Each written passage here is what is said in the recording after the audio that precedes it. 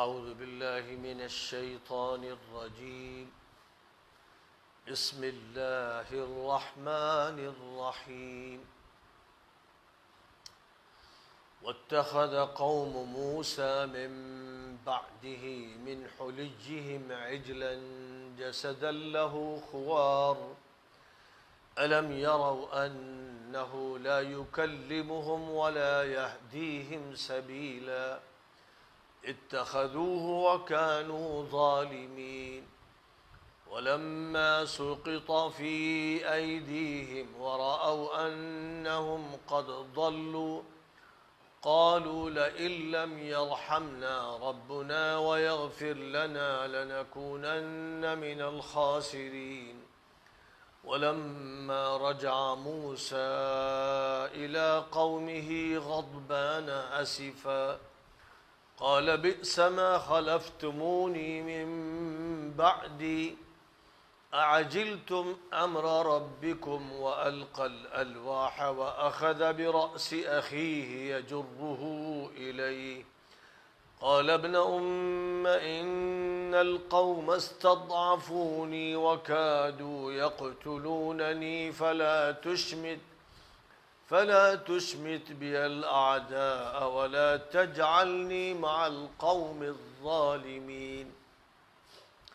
قال رب اغفر لي ولأخي وأدخلنا في رحمتك وأنت أرحم الراحمين إن الذين اتخذوا العجل سينالهم غضب من ربهم وذلة في الحياة الدنيا وكذلك نجزي المفترين والذين عملوا السيئات ثم تابوا من بعدها وآمنوا إن ربك من بعدها لغفور رحيم ولما سكت عن موسى الغضب أخذ الألواح وفي نسختها هدى ورحمة للذين هم لربهم يرهبون۔ بچھڑے کی پوجا موسیٰ کی قوم نے ان کے طور پر جانے کے بعد اپنے زیورات سے ایک بچڑا بنا لیا۔ اس کا اصل مجرم کرتا دھرتا سامری تھا اور جو لوگ شریک تھے سبھی مجرم تھے۔ اس سے آواز ڈکارنے کی نکلتی تھی۔ کیا وہ یہ دیکھ نہیں رہے تھے کہ اگر وہ خدا تھا تو کیسا خدا تھا؟ نہ وہ بات کر رہا تھا اور نہ ان کی رہنمائی کر رہا تھا۔ انہوں نے اس کو بھگوان مان لیا اور وہ بڑے بدکار تھے۔ اور جب ان کے ہاتھوں کے طوطے اڑ گئے اور کھل کر یہ سامنے آ گیا کہ وہ بھٹک گئے،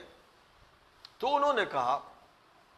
کہ اگر ہمارے رب نے ہم پر رحم نہیں فرمایا اور ہماری معذرت قبول نہیں فرمائی تو ہم بڑا زبردست نقصان اٹھائیں گے۔ موسیٰ علیہ السلام کی آمد اور ہارون علیہ السلام پر عتاب۔ اور جب موسیٰ اپنی قوم کے پاس غصے میں بھرے ہوئے اور افسوس کرتے ہوئے آئے تو انہوں نے کہا کہ تم نے میرے پیچھے بڑی بدترین حرکت کی۔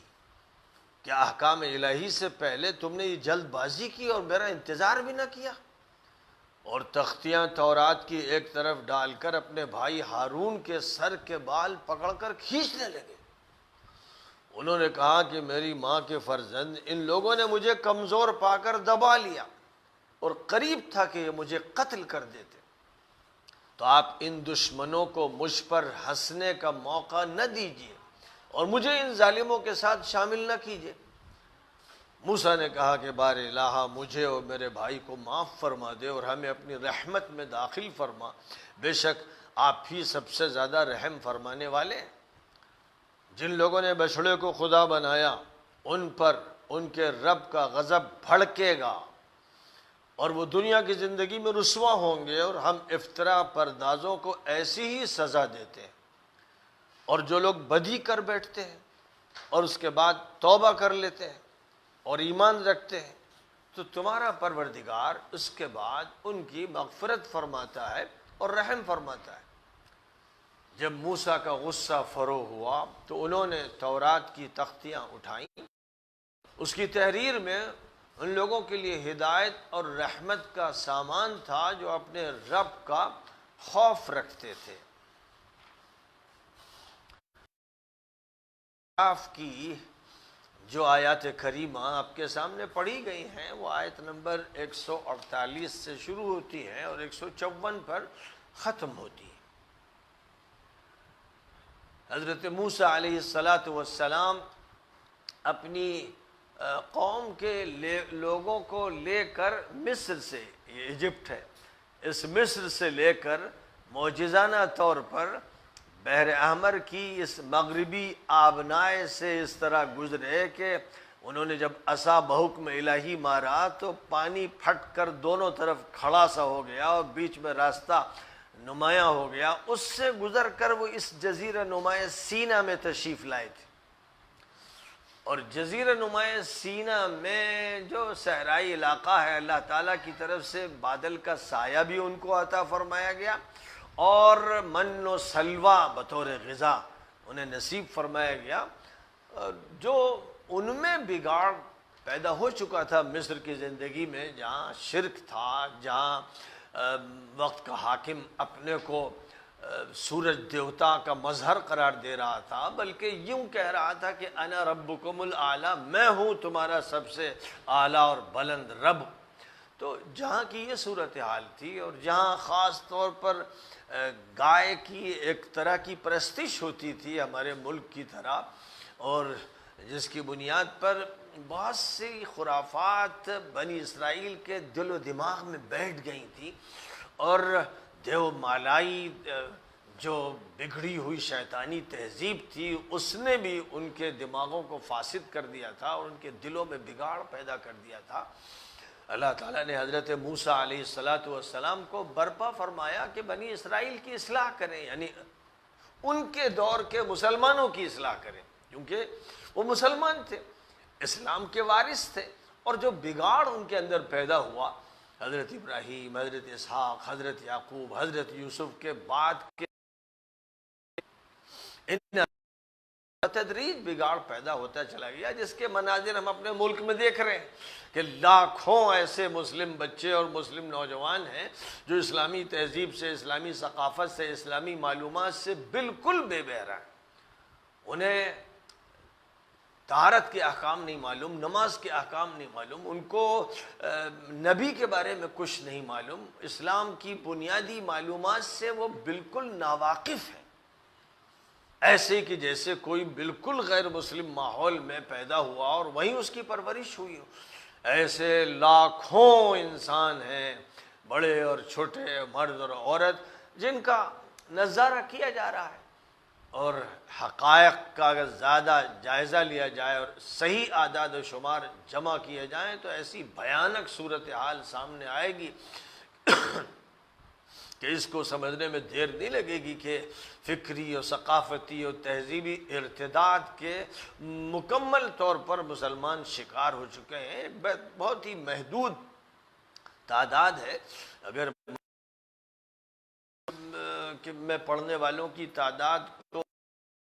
مشکل سے 2%، 3%، 4% ایسے افراد ہیں کہ جن کو دینی تعلیم مل پاتی ہے، ورنہ بہت بڑی تعداد انہی کی ہے کہ جو دینی تعلیم سے اور دینی فہم سے محروم ہے۔ تو اس لیے سمجھا جا سکتا ہے کہ جو طویل زمانہ حضرت یوسف کے درمیان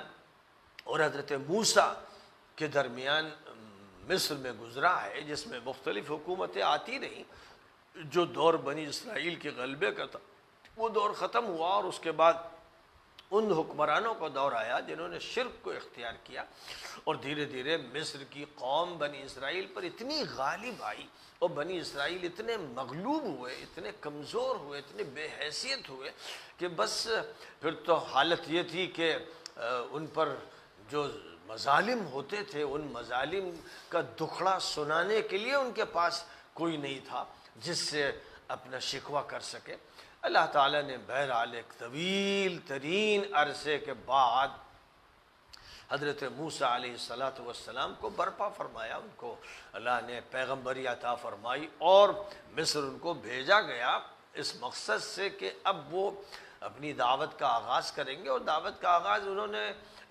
حکومت سے کیا، وقت کی سب سے بڑی جابرانہ طاقت سے کیا، اور ایسے واقعات پیش آئے وہ اللہ کو منظور تھا کہ اگر وہ نیچے سے کوشش کرتے تو عمریں بیت جاتی اور اکا دکا مسلمان ہوتے، لیکن وقت کی جو سب سے بڑی طاقت تھی جب اس کے سامنے حق پیش کیا گیا تو مقابلہ بھی پھر اسی طرح کا ہوا، اور وہ ایسا مقابلہ تھا کہ گویا پورا ملک اس مقابلے کو دیکھنے کے لیے بالکل پوری طرح سے متوجہ ہو گیا۔ لہذا جو اللہ تعالیٰ کی طرف سے موسیٰ علیہ السلام کو غلبہ عطا فرمایا گیا اور جس طرح سے معجزے کا اظہار ہوا، اس نے پورے ملک میں انقلاب کی لہر دوڑا دی تھی۔ اس کے بعد ظاہر ہے کہ پھر ایک ایسا مقابلہ تھا جس میں ایک طرف ظالم و جابر حکومت تھی اور ایک طرف ایک مسلم اقلیت تھی، جس اقلیت کو موسیٰ علیہ السلام ہدایات دیتے تھے، خطاب بناتے تھے، ذہن بناتے تھے، تعلیم دیتے تھے، اور پھر نوبت یہاں تک پہنچی کہ اب اس قوم کے لیے فیصلہ ہوا کہ وہ اس ملک کو چھوڑ کر ایک آزاد سرزمین پر جا کر بسے جہاں اللہ کا قانون نافذ ہو سکے۔ تو جزیرہ نما سینا میں اسی لیے ان کی آمد ہوئی تھی کہ یہ دارالہجرہ ہوگا، جیسے حضرت محمد صلی اللہ علیہ وسلم کے لیے اللہ کا فیصلہ ہوا کہ مکہ چھوڑ کر آپ مدینہ منورہ تشریف لائیں، جس کو دارالہجرہ قرار دیا گیا، اور جب مہاجرین وہاں آئے تو پھر ان کو نصرت ملی۔ اب جزیرہ نما سینا میں تو انصار بھی نہیں تھے، جو بھی تھے وہ یہ مہاجرین تھے، اور یہی اب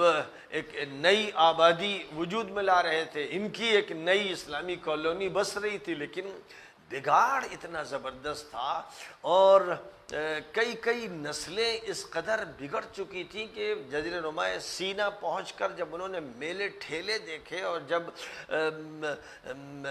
مہادیو کی پوجا پاٹ اور ایک جشن کا منظر دیکھا تو اپنے نبی سے یہ مطالبہ کیا کہ ہمارے لیے بھی اس کا انتظام کیا جائے، جس سے یہ بات صاف معلوم ہو جاتی ہے کہ ذہن جب مشرکانہ ہو جاتا ہے تو یہ مشرکانہ ذہن کبھی قبر کے سامنے جھکتا ہے، قبر کو سجدہ کرتا ہے، چادر ہے، کبھی یہ ذہن آستانے پر سر پٹک دیتا ہے، کسی ڈیوڑی پر پٹک دیتا ہے، کسی بابا کو خدا سمجھ بیٹھتا ہے، ایسی حرکتیں کرتا ہے کہ بس ترس آتا ہے اور رحم آتا ہے کہ انسان بگڑتا ہے جب وہ شیطان کا شکار ہوتا ہے اور شرک میں ملوث ہوتا ہے تو اس کے پاس دماغ نہیں رہ جاتا، عقل نہیں رہ جاتی، سمجھ باقی نہیں رہ جاتی۔ یہی صورتحال حضرت موسیٰ علیہ السلام کی قوم کی ہو چکی تھی، اور اب حضرت موسیٰ علیہ السلام کو جب اللہ تعالیٰ کی طرف سے طلب کیا گیا کہ طور پہاڑ پر آنا ہے اور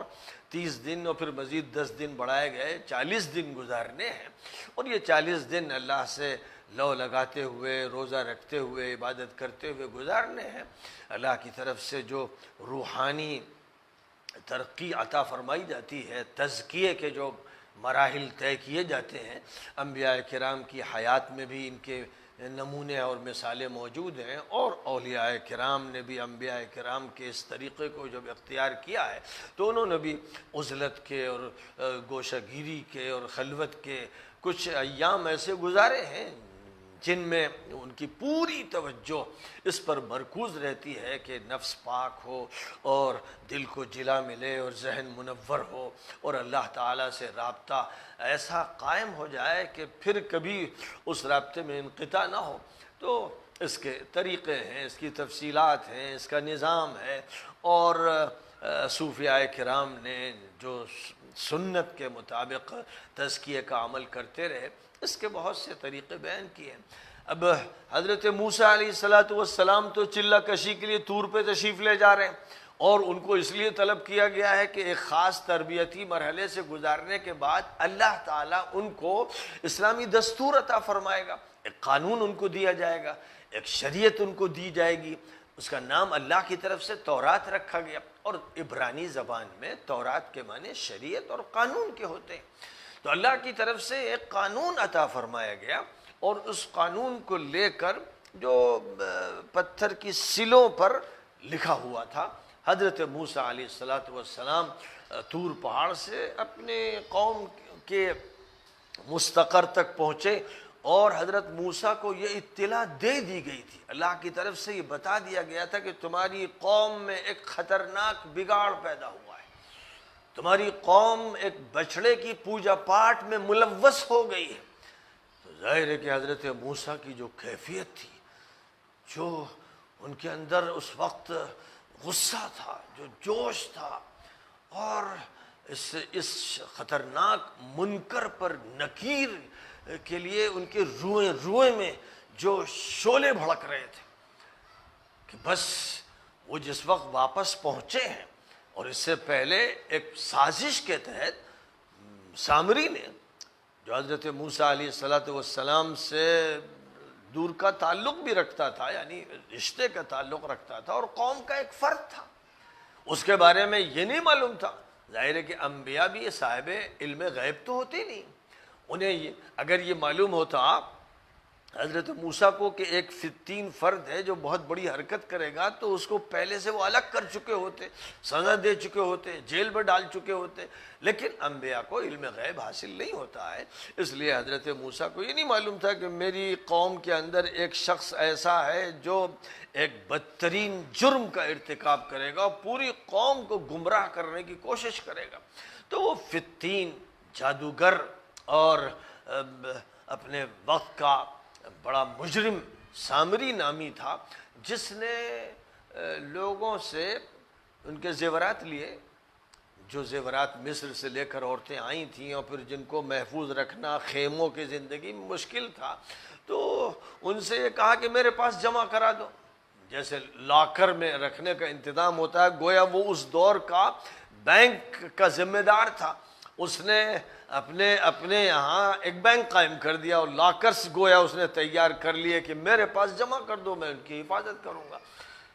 اور اس کے بعد پھر اس نے در حقیقت زیورات کو لے کر اور پگھلا کر ایک بچھڑا بنایا، اور اس میں اپنے جادو کے اثر سے ایک ایسی کیفیت پیدا کر دی کہ اس بچڑے سے ڈکارنے کی آواز نکلتی تھی، جیسے بیل ڈکار رہا۔ اب جو قومیں ہمارے ہاں آج ہم دیکھتے ہیں کہ بھائی یہ نل بابا ہیں، یہ کوڑا بابا ہیں، یہ کنواں بابا ہیں، یعنی ننگ دھڑنگ گندا ناپاک گدڑی میں بسا ہوا میل کچیل میں تعفن والا بابا لوگوں کا بھگوان بن جاتا ہے، اور وہ بڑا بزرگ بن جاتا ہے، وہ ولی بن جاتا ہے، بھیڑ لگنے لگتی ہے، اس سے کوئی پانی لے رہا ہے، کوئی دم کروا رہا ہے، اپنا سینہ کھول کھول کے بیٹھے ہیں ایک سے ایک چغد اور بیوقوف اور حمار۔ یہ صورتحال تو ہماری نگاہوں کے سامنے ہے، ہر طرف یہی مناظر ہیں دھوکے، جہاں قبر کہیں گھوڑے کی ہے اور کہیں کسی گائے کی اور کہیں کسی جانور کی، اس قبر پر بیٹھ گئے اور لکھ دیا بابا سید علی جہانگیر اور بابا سید شرف الدین اور بابا فلاں، اور اس کے بعد کاروبار چل رہا ہے۔ یہ تو اس ملک میں ساری نگاہیں دیکھتی ہیں، اور تحقیق سے معلوم ہے، بہت سے مقامات پر تحقیق سے معلوم ہے کہ یہاں کوئی انسان بھی دفن نہیں، کہیں تو خالی جگہ کو قبر کی شکل دے دی گئی، اور لکھنؤ ہی میں جہاں گنبد ہیں، مقبرے ہیں، اس اودھ کے جو بڑے بڑے امراء تھے ان کی قبریں ہیں، اسی کے پاس ایک چھوٹا سا مقبرہ ہے جس کے بارے میں نے خود مولانا منظور نعمانی سے سنا کہ انگریز کا ایک گھوڑا مر گیا تھا، اس نے اس جگہ پر دفنا دیا، اب وہیں پر بابا فلاں کے نام سے مزار بنا ہوا ہے اور کاروبار چل رہا ہے۔ تو خوب اچھی طرح سمجھیے گا کہ یہ مسئلہ کسی ماضی کی قوم کا نہیں ہے، یہ آپ کا مسئلہ ہے، قرآن صرف ماضی کے لیے نہیں آیا ہے، یہی حالات پیدا ہوتے رہتے ہیں، بے عقل قسم کے لوگ جن کے بارے میں کہا جاتا ہے العوام کل انعام، عوام جو ہوتے ہیں چوپاؤں کی طرح ہوتے ہیں، تو یہ تو نظر آتا ہے، دکھتا ہے۔ اب یہاں پر سامری نے بچڑا بنایا، ٹکارنے کی آواز پیدا ہوئی، اور اس نے کہا خدا بول رہا ہے، تو اس نے تو جتنا کہا اس سے زیادہ قوم کے لوگ ٹوٹ پڑے کہ خدا تو یہاں ہے، موسیٰ کہاں گئے؟ اتنے احمق ہوتے ہیں، اتنے بیوقوف ہوتے ہیں لوگ، اتنے گدھے ہوتے ہیں کہ نبی ان کے درمیان ہے، وہ نبی کے لیے صحابہ کی طرح ہیں، وہ نبی کے ساتھ اٹھ بیٹھ رہے ہیں، نبی معجزات دکھاتے ہوئے لائے ہیں، دریا پھٹا، من و سلوہ ملا، بدمیوں کا سایہ ملا، یہ سب اپنی آنکھوں سے دیکھنے کے بعد یہ کیسے ہوتا ہے؟ انسان اتنا مسخ شدہ ہو جاتا ہے، انسان کے دماغ میں بھوسا بھرا ہوتا ہے، انسان اتنی گراوٹ اختیار کرتا ہے، ایسا کیوں ہوتا ہے؟ بہرحال بھیڑ لگ گئی، لائن لگی ہوئی ہے، ظاہر ہے کہ وہ پنڈت جی بیٹھے ہوئے ہیں اب تو سامری، اور وہ پوجا پاٹ کروا رہے ہیں، سب آ رہے ہیں، سر جھکا رہے ہیں، ہاتھ پھیلا رہے ہیں اور بھیک مانگ رہے ہیں، اور یہ سلسلہ چلتا چلا جا رہا ہے۔ کہا جاتا ہے تورات میں اس کی وضاحت کی گئی ہے کہ 3000 بنی اسرائیل کے 3000 لوگ تھے جنہوں نے بچڑے کی پوجا پاٹ کی۔ موسیٰ علیہ السلام واپس آئے، جب وہ جا رہے تھے تو انہوں نے اپنے بھائی حضرت ہارون کو ذمہ داری سونپی تھی کہ آپ میرے خلیفہ ہیں، آپ میرے جانشین ہیں، آپ میرے نمائندہ ہیں، آپ حالات پر نگاہ رکھیے گا اور کوئی بگاڑ پیدا ہونے نہ دیجیے گا۔ تو ظاہر ہے کہ جس کو ذمہ داری دی جاتی ہے اسی سے سوال ہوتا ہے، اسی سے باس پرس ہوتی ہے۔ لہذا موسیٰ علیہ السلام آئے تو جو تورات کی تختیاں تھیں ان کو ایک طرف انہوں نے رکھا، اور غصے میں حضرت ہارون کے سر کے بال پکڑ کے کھینچنے، کیا کیا تو نے؟ حضرت ہارون حیران تھے، ہکا بکا کہ انہوں نے کہا کہ میں نے کیا کیا؟ میں نے تو اپنی جان لڑا دی، ہر ممکن کوشش کی، لیکن انہوں نے مجھے دبا دیا، کچل دیا، یا مجھے قتل کرنے کے در پہ تھے۔ تو آپ شماتت کا موقع مت دیجئے کہ یہ میری ہنسی اڑائیں، جنہوں نے یہ جرائم کیے، آپ اگر میرے ساتھ یہ معاملہ کریں گے تو وہ تو ہنسیں گے۔ حضرت موسیٰ کو فوراً خیال ہوا کہ انہوں نے جذبات میں آ کر اپنے بھائی کے ساتھ یہ معاملہ کیا، اور انہوں نے فوراً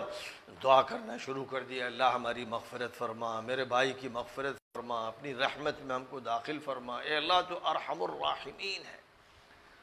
اور اس کے بعد چونکہ یہ بات کھل کے سامنے آ گئی تھی کہ یہ جرم سامری نے کیا ہے، اس لیے پھر انہوں نے سامری کو طلب کیا اور کہا کہ بدماش مجرم، تو نے کیسے کیا؟ یہ پوری قوم کے لوگوں سے کہہ دیا کہ اس کو اچھوت بنا دینا، اس کو اچھوت بنا دو، اور اس بچڑے کو لیا کر وہ سارا سونا دریا میں پھینکوا دیا، سمندر میں پھینکوا دیا کہ نہ رہے بانس نہ بجے بانسری۔ اس کے بعد اللہ کی طرف سے آرڈر آیا، سورہ بقرہ میں اس کا تذکرہ فرمایا گیا ہے کہ جو لوگ بھی شرک میں شامل ہوئے ہیں اور جنہوں نے پوجا کی ہے ان کو بکروں کی طرح ذبح کر دیا جائے گا۔ اللہ کو بس یہی منظور ہے، اس کے علاوہ اور کوئی راستہ نہیں ہے۔ توبہ ان کی قبول ہوگی، مجموعی اس طرح ہوگی کہ پہلے کفارے میں ان سب کی گردنیں اتار دی جائیں۔ تو 3000 افراد کی گردنیں جزیرہ نما سینا میں اس طرح اتار دی گئیں جیسے بقرعید میں بکرے ذبح ہوتے ہیں۔ یہ تورات میں ہے، یہ قرآن نہیں بیان کر رہا ہے، صرف یہ تورات میں، اولڈ ٹیسٹامنٹ میں یہ حقیقتیں لکھی ہوئی ہیں، وہیں سے یہ معلومات ہمارے مفسرین نے بیان کی ہے۔ قرآن پاک میں تو ایک اشارہ ہے کہ بس فَاقْتُلُوا أَنفُسَكُمْ، اب تمہیں اپنے اپنوں کو، یہاں انفسکم سے مراد یہ نہیں کہ خودکشی کرنی، اپنوں کو جو تمہارے لوگ ہیں جنہوں نے یہ جرم کیا ہے ان کو تمہیں قتل کرنا ہوگا۔ یہ آرڈر تھا بائبل کا، اولڈ ٹیسٹمنٹ جو بائبل کا ہے، تورات، اس کا آرڈر تھا، آج بھی وہ موجود ہے، آج بھی درج ہے۔ بہرحال جب یہ صورتحال ہوئی کہ اب حضرت موسیٰ آئے اور ان کا یہ جلال تھا تو جو لوگ ملوث ہوئے تھے کہنے لگے اب تو کچھ رہا نہیں، اور اگر رب نے رحم نہیں فرمایا تب تو ہماری خیریت نہیں۔ تو ظاہر ہے کہ ان کی خیریت نہیں تھی، ایسوں پر نہیں کرتا، جس کو اس نے تورات میں بھی بیان کر دیا، اور جو آرڈر اللہ کا نافذ ہونا تھا وہ نافذ ہو کے رہا، اور صاف کہہ دیا ان الذین اتخذوا العجل سینالهم غضب من ربهم وذلۃ فی الحیاۃ الدنیا، جنہوں نے بچڑے کی پوجا پاٹ کی ان پر اللہ کا غضب بھڑکے گا، دنیا میں ان کو ذلیل کیا جائے گا۔ افترا پردازوں کی سزا ہمارے یہاں یہی ہے،